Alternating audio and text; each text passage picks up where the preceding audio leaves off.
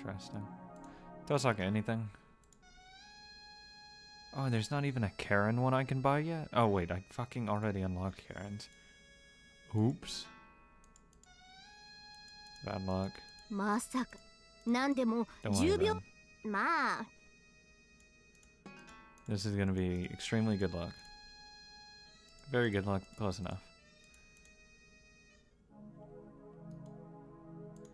Let's continue. Next day. I could go to the temple one of those days. Yeah. I'll talk to Castor. I see Castor. Gonna think of it, it's not unusual to find her meditating here. I wonder if there's something she's thinking of. Maybe now's the right time. Perhaps I would be able to hear a story from her.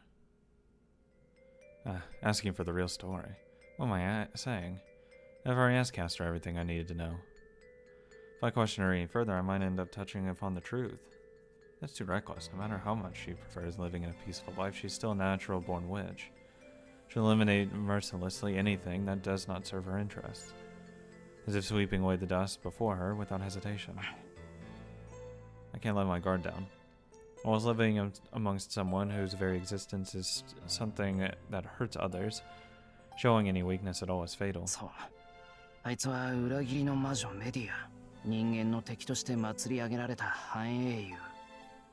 recall the myth.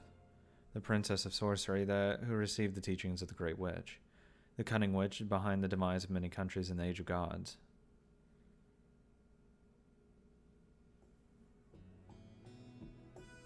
Princess Medea. The daughter of... Oh, fuck. Greek names again. Oh, boy.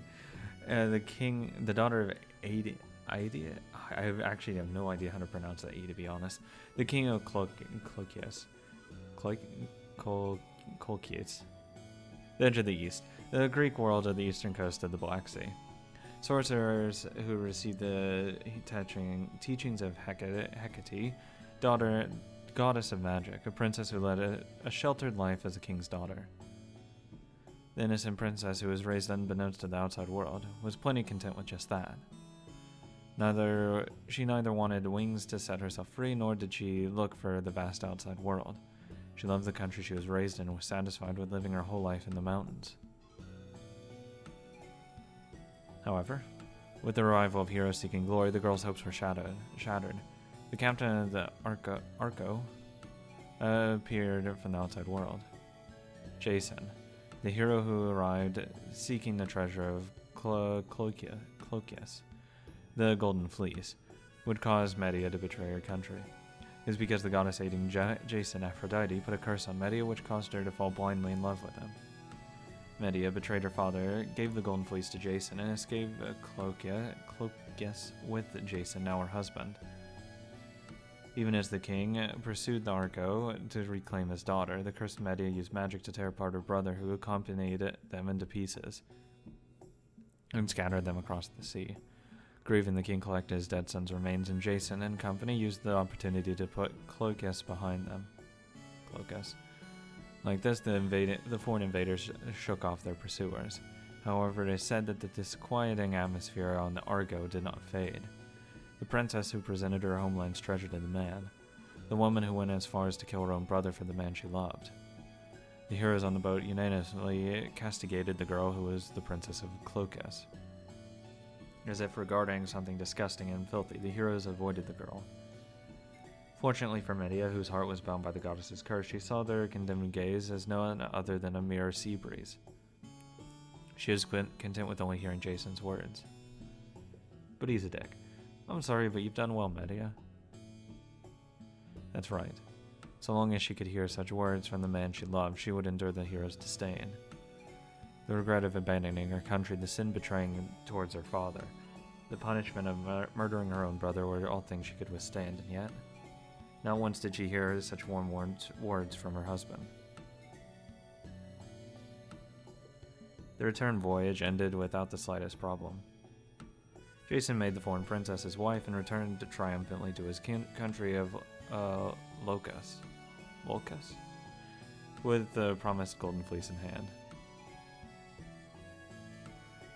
Locos, I think. But what awaited them was the death of his parents and the annulment of the promise. Once the golden fleece is returned, thy throne shall be recognized. Peleus, the king of Locos, who... it might be like Ilocos? Iolcos? I don't know. Ilocos? Promised this to Jason. Cowardly laughed it off as simply play on words. Fueled by rage, Jason commanded his betrothed. He's a cowardly usurper. Kill King Peleus.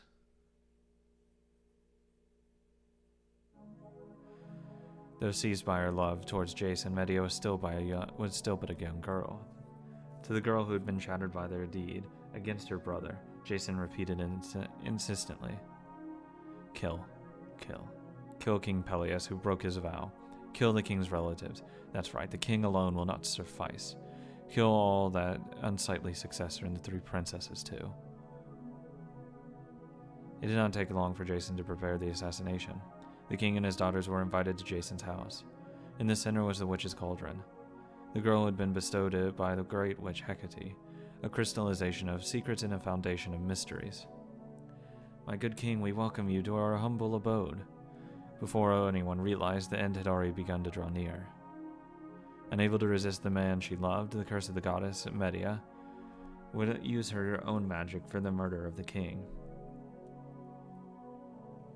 King Peleus, let us feast our eyes on my wife's secret arts, the man who she loved said proudly. The girl stirred the cauldron with eyes weary from crying.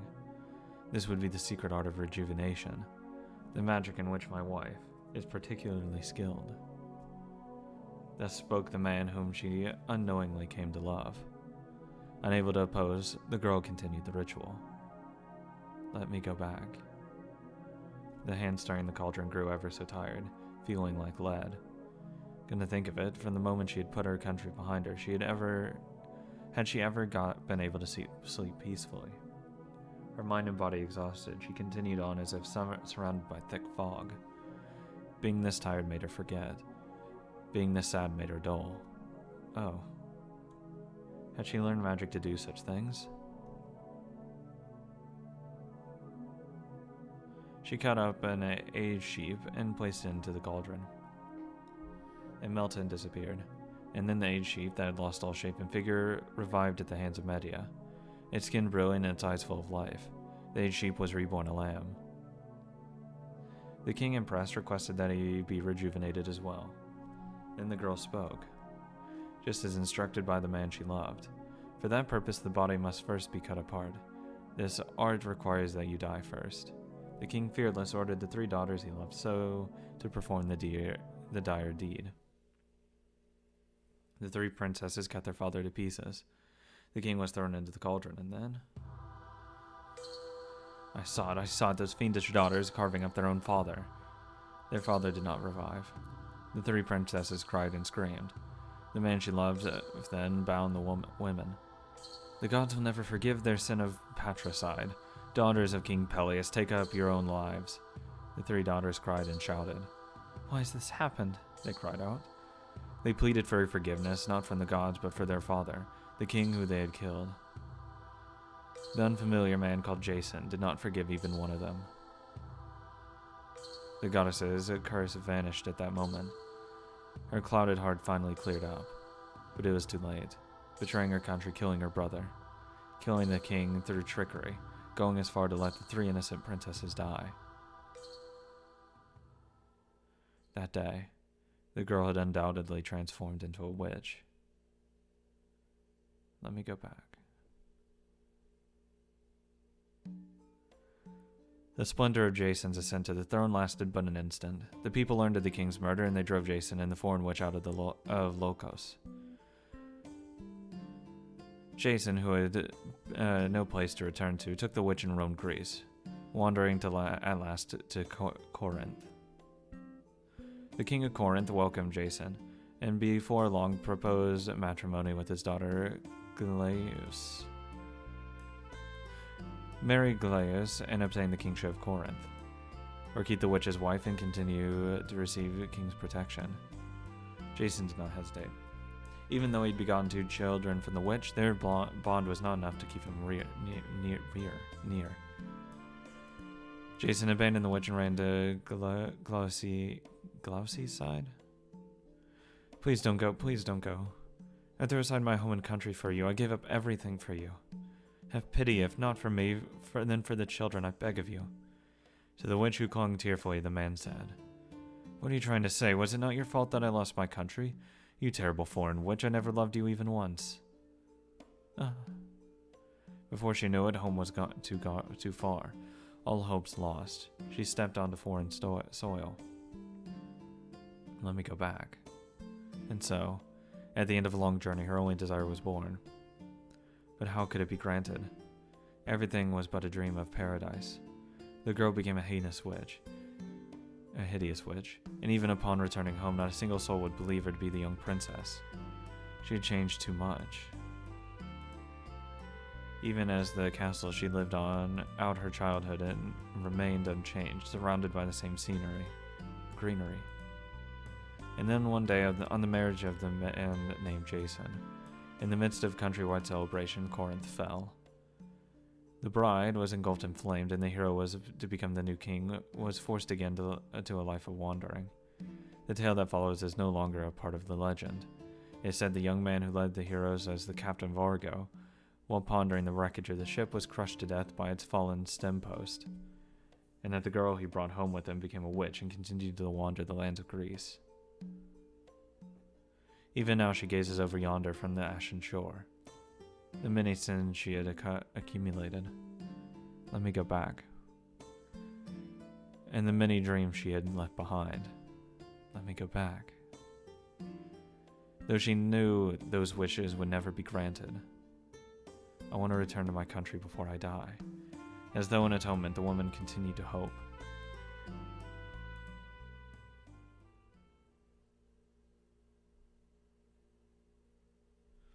Forecaster.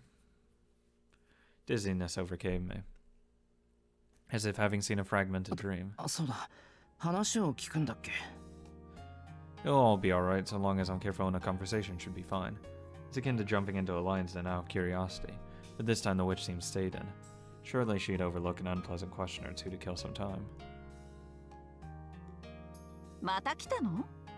何のつもりか知らないけど、勇敢ね。私が一人でいる時がどんなに危険か。Just as she says herself, being near Castor when there is no one else around is unquestionably dangerous. The real hazard is not the fact that she can use magic without the concern of prying eyes, but the fact that she cannot control her emotions while not under the scrutiny of others. Once Castor snaps, there's no way to stop her. She may act like a calm witch if an outsider were present, but when left alone, her feelings run wild. Well, people do call that being emotionally unstable or delusional. いや、ちょっと気になることがあって。今は機嫌が良さそうだから、今のうちに聞いておこうと思ったんだよ。The atmosphere grows ever so slightly heavier. I guess she's figured out what it might be about. 何かしら。あまりいい話ではなさそうだけど。ただの質問。長居するのも恐ろしいし、サクッと聞くけどさ。あんたがこの状況を解決する気がないのは分かってる。ただ、一つだけ知りたくなったんだ。あんたほどの魔術師なら、この4日間のことなんて簡単に調べがつく。なら本当の話、あんたは本当のことを知ってるんじゃないのかって。面白いことを言うのね。私が全てのからくりを知っていると? You should. A broad grin spreads across her face. It's the polar opposite of her smile from before, a smile that carries an unmistakable omen of death. 残念ながら外れよ坊や。確かに初めは手を尽くして危うく天をつかみそうになったわ。けど今の私はその一歩手前。ほら、お遊戯は全てを知れば終わってしまうでしょ。だから解明するのはやめて、その前に手を離したのよ。やめておいたね。そりゃ同じことだろう。結局知ってるようなもんじゃないか。ええ。でもまだ誰にも教えてはいないわ。犯人を当ててしまったら事件はおしまいですもの。この犯人は何もできないし、無理に捕まえる義理もないですからね。なるほど。犠牲者は出ないから感染してるってわけか。そういえば割と受け身だよな、あんたって。じゃあ今回もずっと傍観してくれるのか？私から手を出す気はないと言ったでしょ。でも最後の時になったらそう言ってはいられないでしょうね。終わるというのなら私も黙ってはいない。いえ、私じゃなくて私のマスターがだけ。Well, it seems it's the same thing in the end, sighs Castor. She may be known as a treacherous witch, but her obedience to her master, Kazuki Soichiro, is absolute and unwavering. It's admirable. Well, you could say she's head over heels for him. She seems to think she's not been found out yet, but it's a well-known fact to everyone aside from Kazuki and Castor. The moment Kazuki Soichiro says, "Assist me" to Castor, she would obey him regardless of what it was. Could be like, I guess it's like holdover from the Aphrodite stuff. あんたとしては続けたいけど、久月先生が解決すると言ったら手伝うってこと？ Wanting someone to actually be with, who's not going to abandon her. そうよ。犯人の邪魔はしないけど協力もしない。いえ、できないのよ。終わる終わらないは私ではどうにもならないことですからね。わかる？だからあなたは目障りなの。続けたいって言うなら飽きるまで続けさせればいいのに。ほんと、何度あなたを殺してやろうと思ったか。No idea. 一応聞いておくけど、今の冗談？あら、私が冗談を口にできる女かどうか、あなたは知ってるんじゃなくて？My back freezes twice over. I knew it wasn't a good idea to stay here for long. あんたはとことん傍観者だってことは分かったよ。この話はこれっきりにしたいところだけど、どうして殺さなかったんだ？ Well, no, not really. Since it's a caster we're talking about, you'd think she'd lose it and skewer me at least once already. どうしても何も。マスターが一度もそれを望まなかったからに決まっているでしょ。She declares flatly. I smile at her graciousness. そうか。最後にもう一つ聞いとくわ。仮に久月総一郎がこの異常に気づいたらどうすると思う？解決しようとするかな？それともこのまま放っておこうとするかな？なあ、本当の話、あんたらはどうなんだろう？ For an instant, the air is completely frozen. I could have died 4 times within 3 seconds. Caster restraining the magical energy that could kill me with just a glance. 解決するわ。総一郎の善悪は坊やとは違うけど、あの人は自分が間違っていると感じたことは正す人だから。Her answer has a shadow of sadness in it. そっか。あんたのマスターは俺に似てるんだな。I say that to myself in reverence, as I let out a melancholy that had built up in my chest. 違うわね。あなたが総一郎に似ているのよ。Her reply echoes with pride. ああ、じゃあこの辺で。つまんない話をして悪かった。That would be true. あんたは思う存分ここで我関せずを貫いてくれ。言われなくてもそのつもり。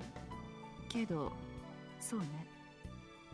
一人で頑張っているあなたに敬意を表して、すべてが終わる時が来たら見送りぐらいはしてあげるわ。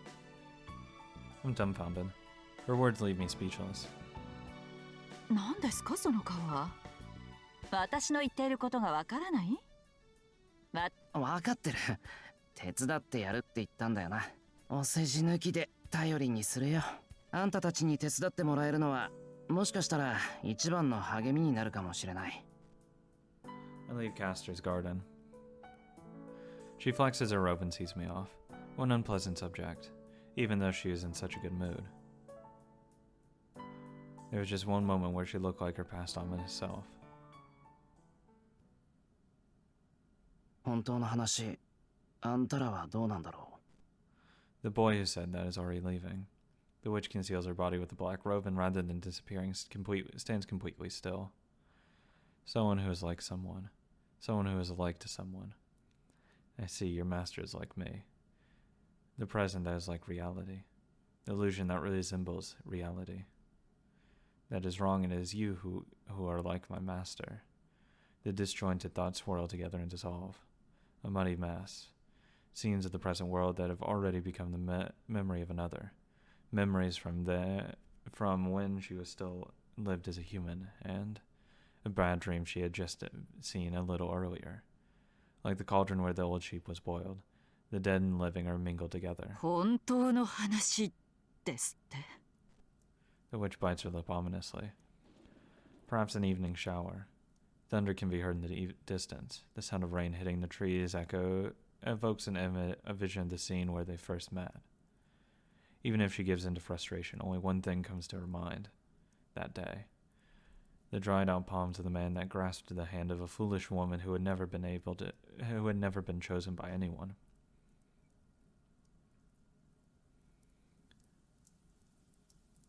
Rain is falling. She looks down briefly, only to see that her hand is covered in blood. Straining her ear, she could hear a ragged breathing, a body frozen like ice, and her head frighteningly blank. Rain. It's rain. A body threatening to vanish, her reason threatening to collapse. The sky she looks up at is high. She calls for help and receives none, and the fading body grows even ever colder. Oh, but tonight is different. Her magical energy is running out. There are a few spells at her disposal, and none to secure a vanishing life within. No, to begin with, because the night where the cold rain fell was warmer and filled with light. His death was nearly instant. This is the story of one man. It begins about 25 years back.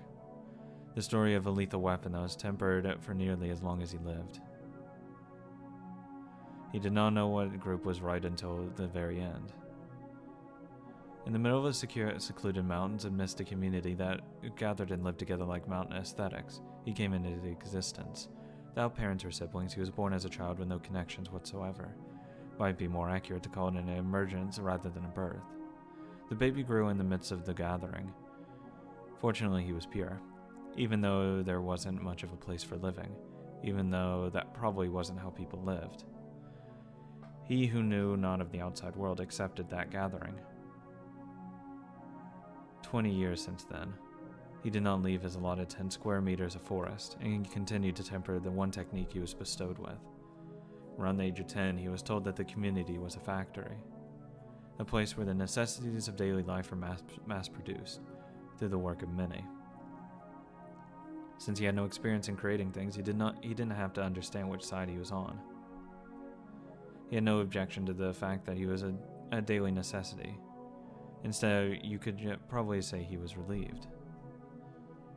It would have been strange otherwise. All day long, he single-mindedly repeated the same steps. No need for variety, just perfect this one action, and instead that's the same as being a tool. They consented to the fact that they were tools, being used by total strangers, and further polished their function. To put it another way, those unable to come to terms with were grief-stricken, became unable to keep up with their daily work, and disappeared even from the memories of the tools. Or shortly after that, when he guessed his own function, extra knowledge was driven into them, for when the time came, daily necessities, though they may be, they had to become pseudo-humans to manifest their function. The knowledge necessity to function as a human. While considering in excess, it was rare for them to be used without that knowledge. Although it would seem they were against including extra functions, it was something unavoidable. To him and to the people, it was no doubt an agonizing decision. So, who are these? This is Kazuki, obviously. But why? Knowledge that he hadn't been taught until then. Things that were common knowledge for a human, things that would make him inconsistent if learned. It was only dead weight to slow him down. However, thanks to that knowledge, he learned the name of his function. Murder. To be detected by no one and to kill the victim before they were even aware of it. That was the function expected of him. Okay, maybe not Kazuki. Being a fast learner, he left his 10 square meters of forest and came to serve more frequently at the court. And even that happened only once a month or so. Then he learned at the cost of perfection. The appearance of who were using him. The court was an immaculately clean place. The building where demons were said to live, the place rumored to be a hellish pandemonium, was in fact a spotless white world.